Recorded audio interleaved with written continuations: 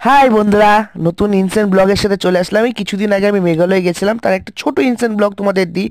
এখন আমি গাড়িতে বসে যাচ্ছি মেঘালয়।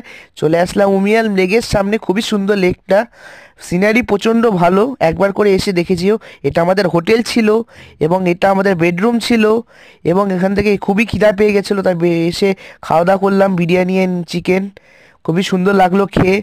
এবং এখানে বিভিন্ন রকমের সব কিছু পাওয়া যায়, তোমরা এসে একটিবার চেক করে যেও। খুবই সুন্দর জায়গা মেঘালয়া। তারপর আমরা বোটিং করতে চলে গেলাম উমিয়াম লেগে।